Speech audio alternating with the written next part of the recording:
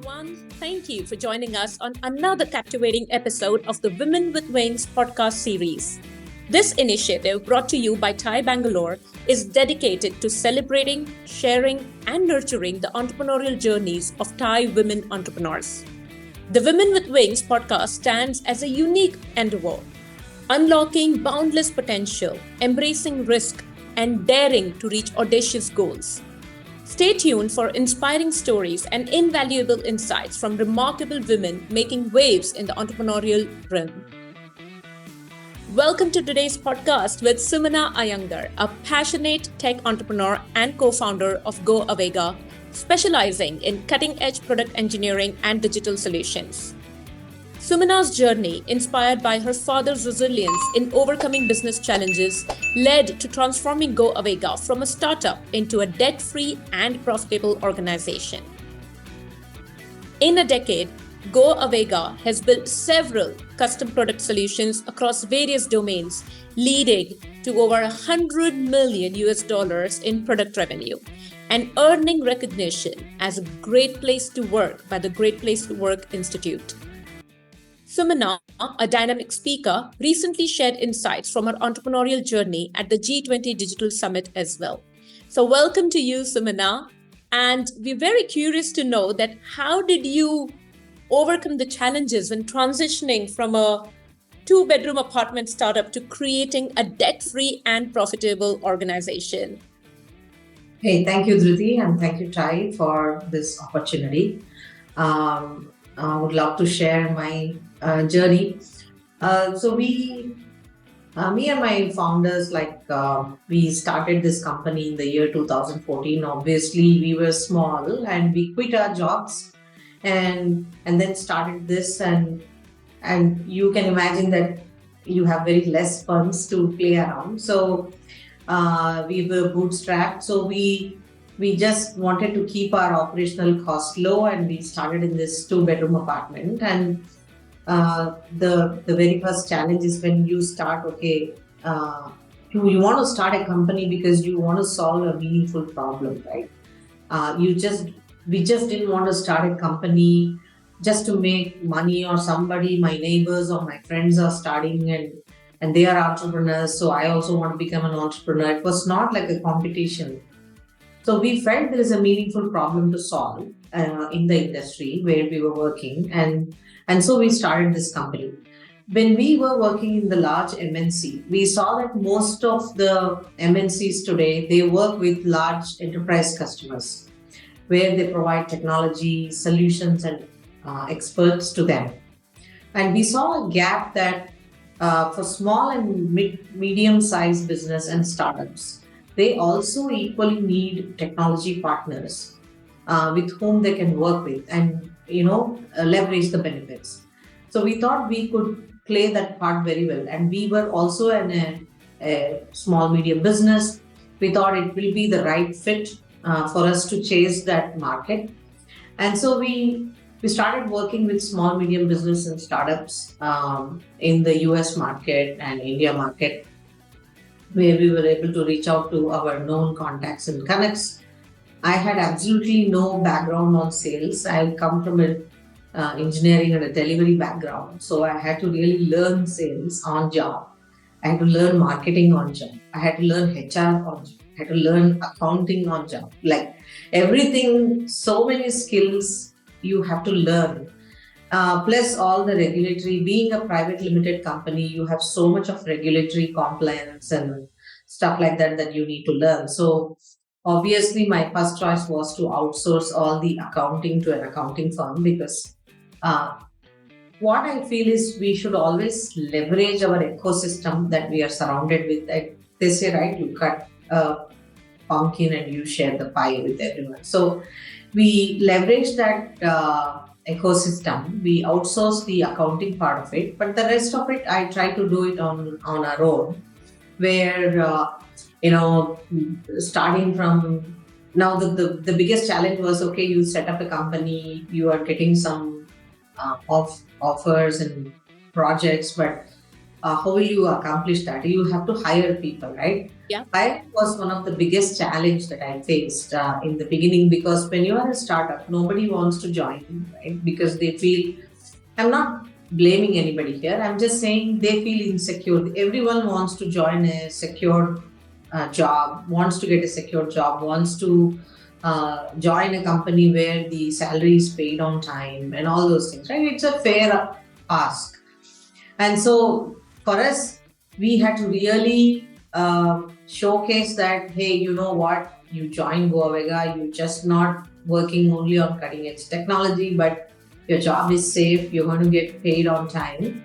And we proved that actually. So I initially hired people through my contacts, connects, and also leveraged freshers who were passionate to learn. I mean, identifying such gems in the market is one of the biggest, what I would say, it's the biggest challenge, and also it's a learning for us. You can't just hire anybody. So you need to really see, they have the right attitude to learn. They're really good. They'll stay with you. They're loyal. You have to consider all the factors, and that challenge over a period of time we addressed. And today we are close to 100 people company. We are able to provide job security. It's a stable organization, and I mean, touch wood, we have never ever missed the salary payment on the last day of the month. We have never missed. In the history of our 10 years of growth, we have always paid on time. I think that is the success for me, and that is the biggest challenge that I have addressed, because paying salary on time, I feel, is one of the biggest challenge that entrepreneurs face, because cash flow is so critical for entrepreneurs. If you address that cash flow challenge and also you have the right set of people, I think you have already overcome two biggest challenges any entrepreneurs will face. Yeah, and I can totally see you that you would have literally sit down with the writing pad and say, okay, what are some of the things that I'm really good at, and what are some of the things that I need to outsource? What kind of team do I need to build if I want to make this a sustainable business? And I think this kind of rigor is definitely required as you are thinking about starting up. Right? Is there some homework that you did before you started up? Yes, absolutely. And see, whenever you are starting some new business, right, you have to ensure that you cannot just think short term. It has to be a long term thinking. And initially, it is not about the money part of it. It's about the stability and sustainability. If the first year and the second year is very critical, you will come across situations, because every day I used to face some or the other challenge, starting from recruitment. Like I myself used to call the candidates, because you're the one person army, right? So you used to call the candidates. They say, hey, are you fake? Are you real? Do you have PF? Do you have a registered SIN number? People today know all those things, right? Do you have SIN, TIN, TAN, all those things? Do you have? Are you real?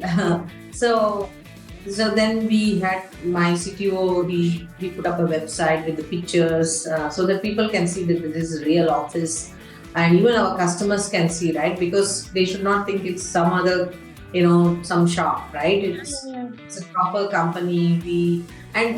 So I have worked both in startups and MNCs.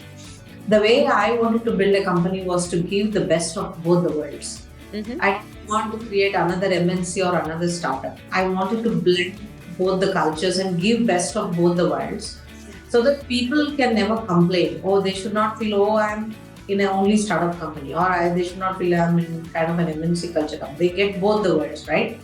Then, they will really enjoy. And honestly, the people who started with us, they are still with us.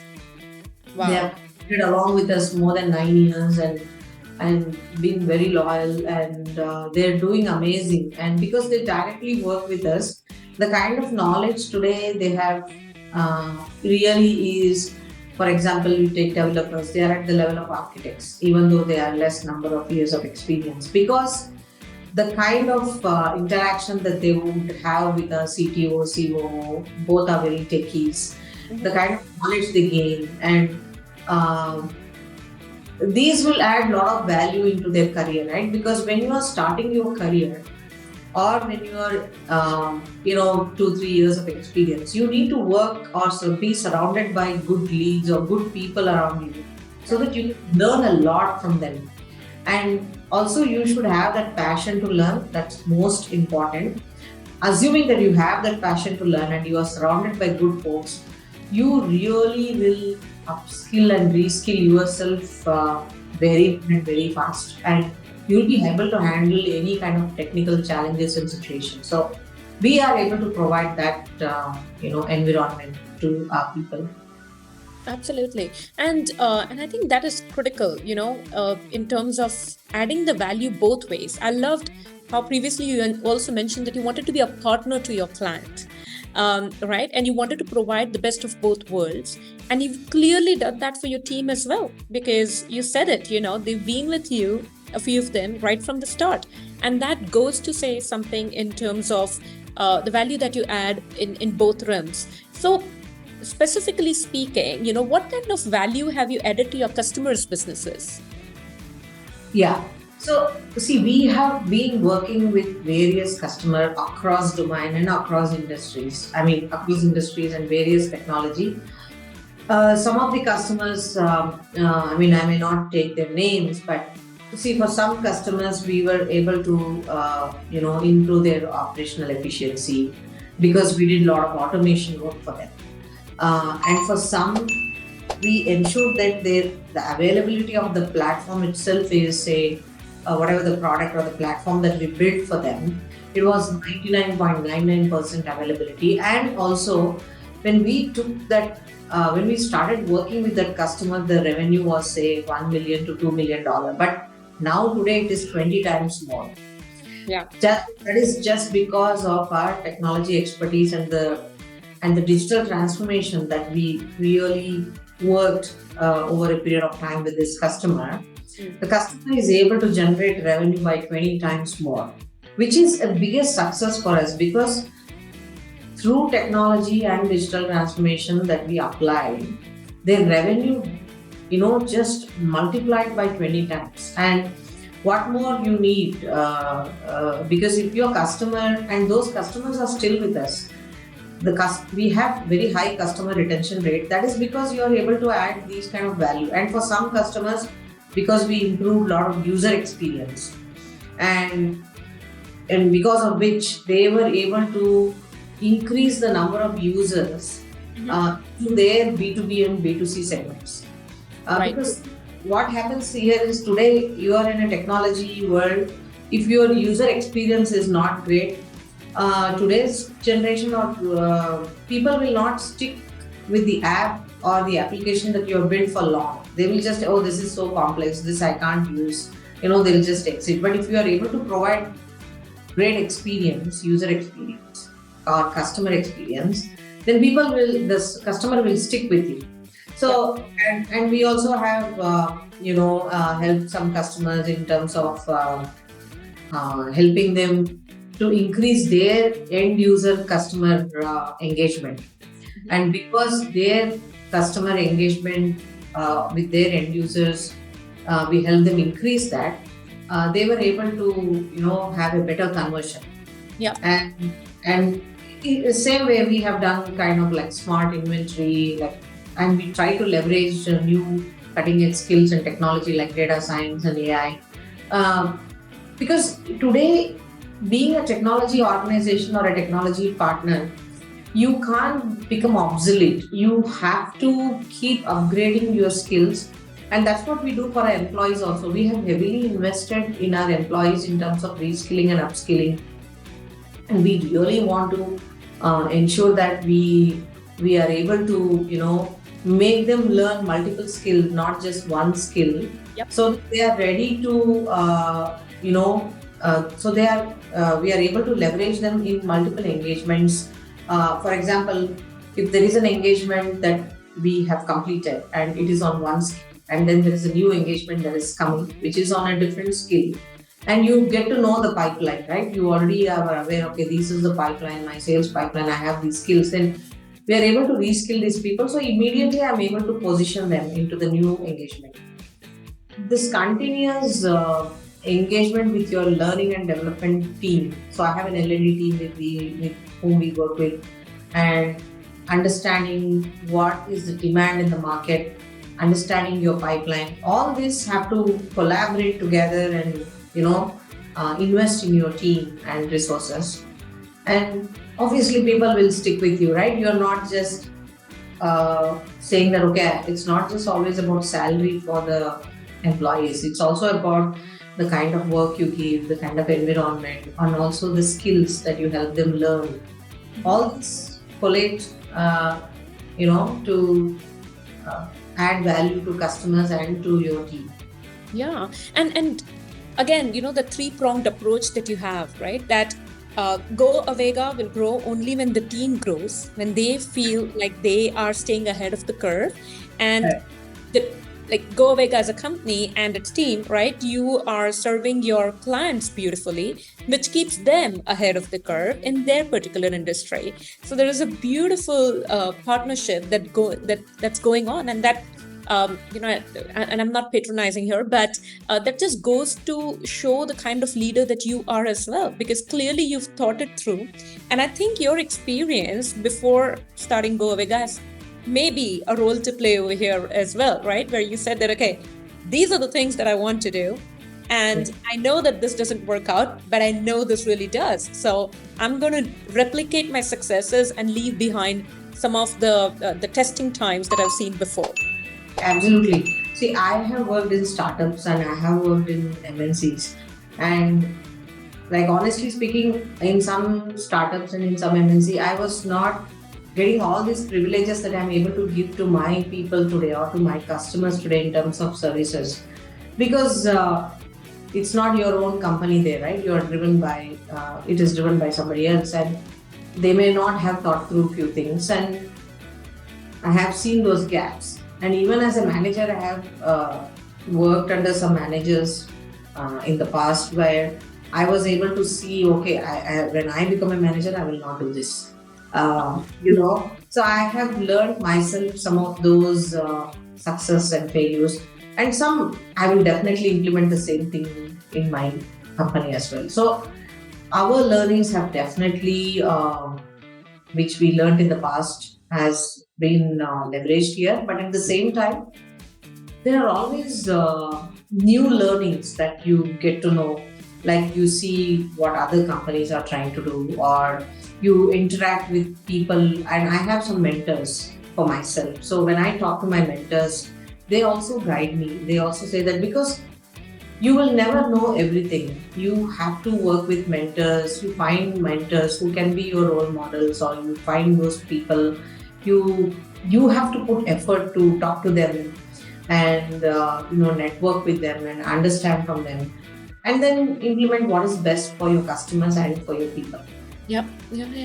And no wonder it got you the, great place to work recognition. And I think that's important. So were there any, besides what you already shared, were there any specific strategies or practices that you've implemented to earn that recognition? Yes.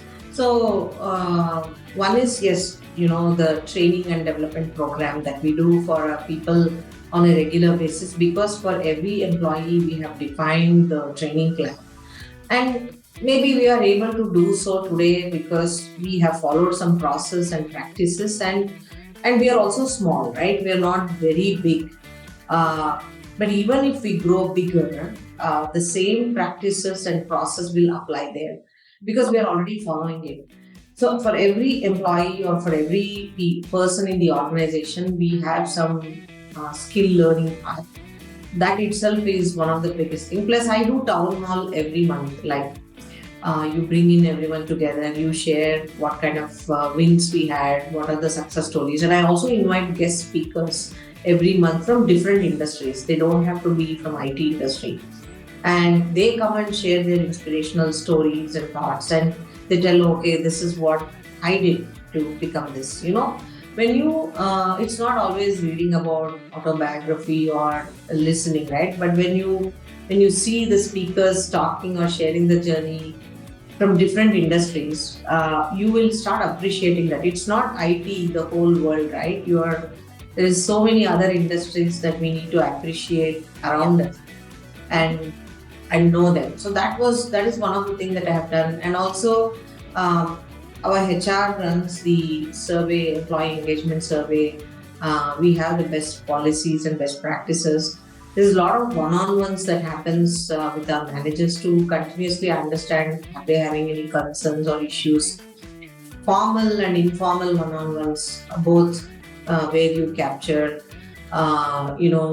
any concerns or any positives. Then we have the quarterly rewards and recognition program that we do. So we give vouchers and the certificates.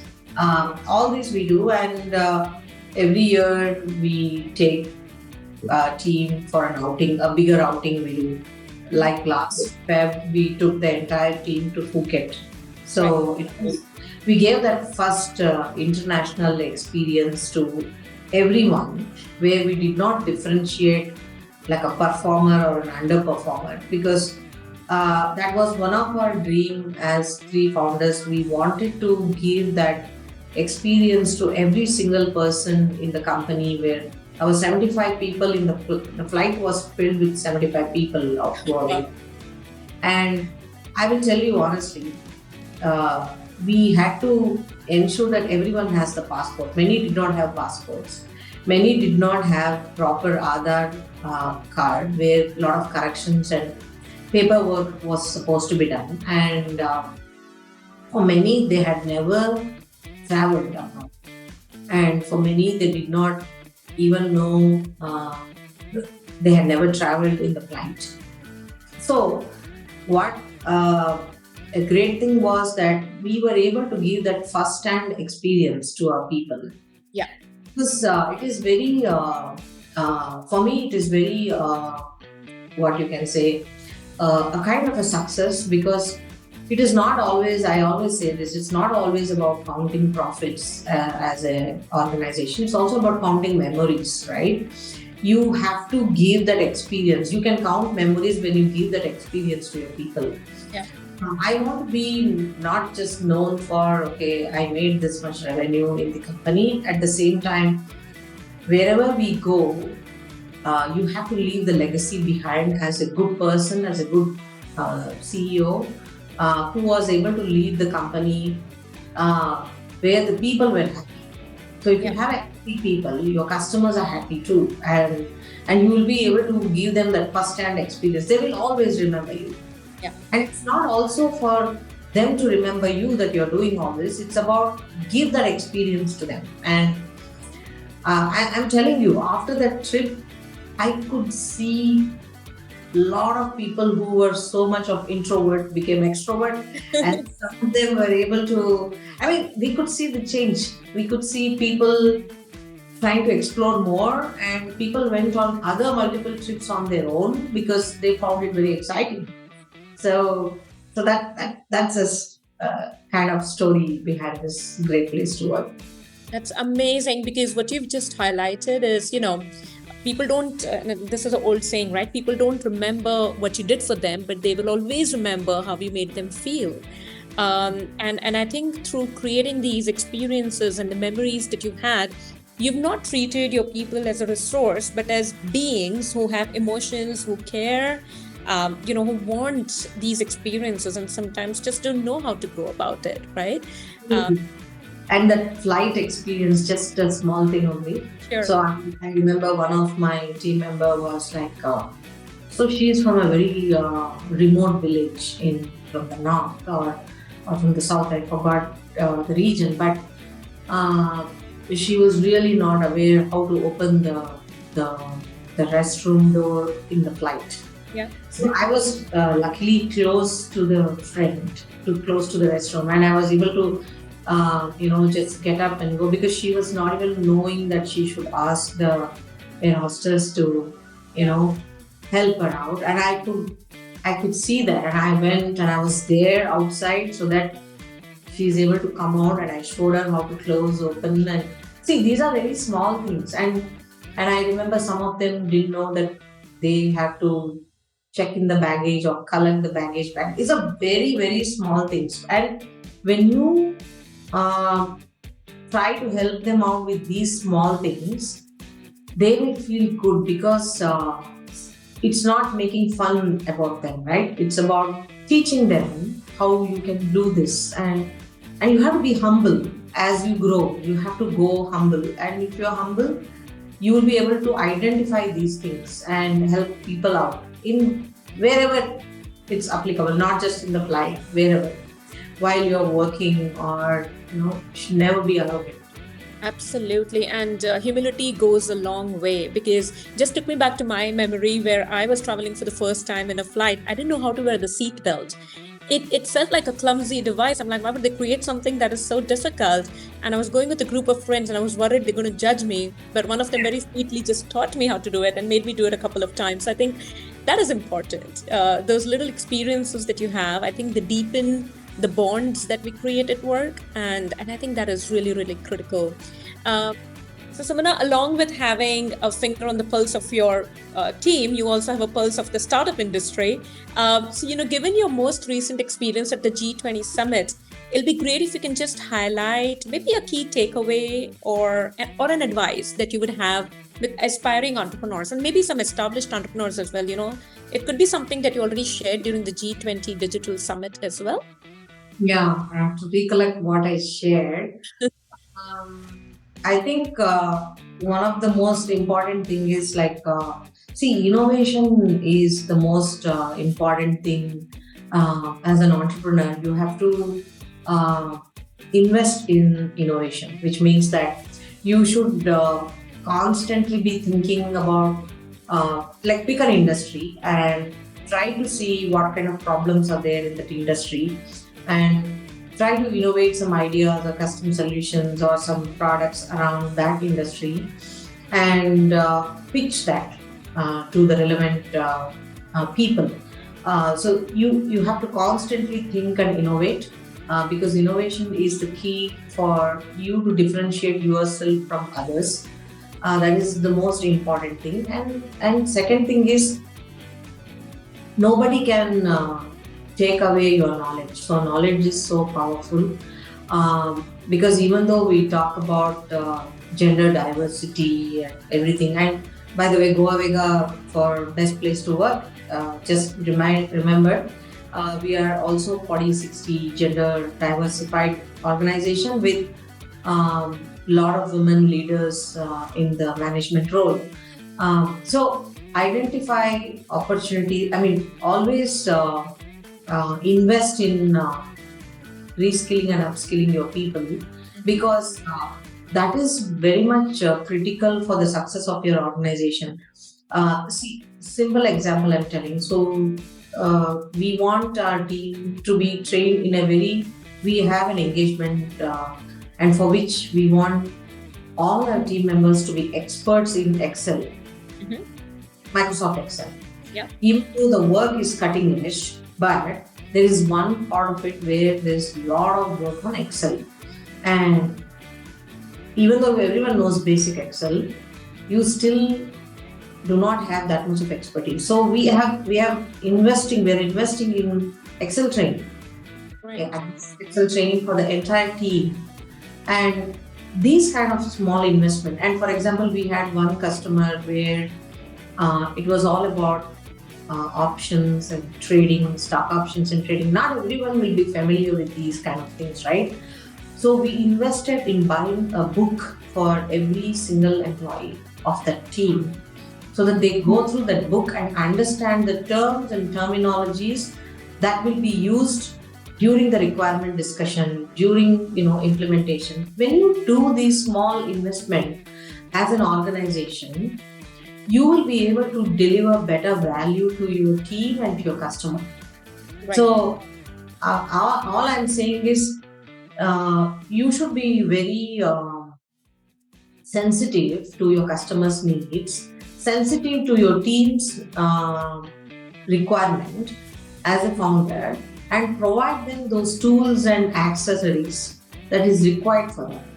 When you do this, people will appreciate you and they will also deliver things. Because now you have given them what they want. Now it is up to them to learn. So I think that was one of the things I mentioned. And lastly, in the G20, while I shared the journey, I also saw that there were a lot of challenges we as women entrepreneurs face in terms of finance access. Yes. So many a times the banks or institutions ask for collaterals or ask that, okay, did you get the approval from your husband to do this?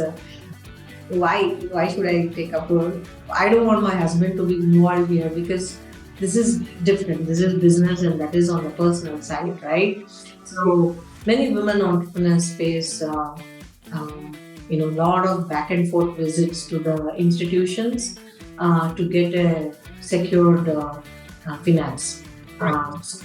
So that needs to go away, actually. I mean, the government has to come up with some policies and procedures. Hey, look, and even the banks or the employees in those institutions must be educated that there are some 10 policies government has come up with, and these are the asks. This is what you should ask, don't ask. Even they have to be educated.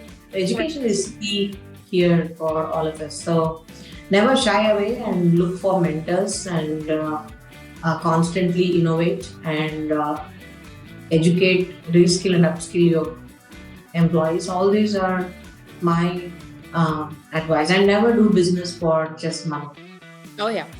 There has to be a larger purpose, a larger vision and mission that you need to have in place. If you do business with, when you're solving a meaningful problem and you do business with honesty, money will follow you. And you don't have to worry about the valuation. You just worry about adding value. That is what I personally feel. Absolutely. In fact, it's interesting that you brought up the topic around women entrepreneurship, because I've just written an article today which is about that and how women entrepreneurs are pioneering financial independence and going beyond, because it's not just that, it's also about the difference that you make in the society. The way you lead is so different as compared to your male counterparts, right? So I was doing my research and I came across WEP, the Women Entrepreneurship Platform by Niti Aayog. It's by a Government of India initiative, right? So there's a lot more that is happening today, thankfully, for the development and to support women entrepreneurs. So we can only remain more and more optimistic to contribute to this $5 trillion startup economy that we have going for us by 2030. So great, amazing conversation, Sumana. Thank you so much. I think there are several takeaways, but invest in innovation, invest in your team, and everything else will fall in place. I think that's the key message over here. At least that's what I took away. I'm sure the listeners or the viewers will have a lot more they're going to take away from this conversation. Thank you so much for making the time. Thank you, Dhruti. It's amazing to talk to you, and I wish you all the best for all the podcasts and the books that you write. I have read a few of them, but I'll continue to read. And thank you, Ty, and stay in touch. Yeah. Thank you. Bye-bye.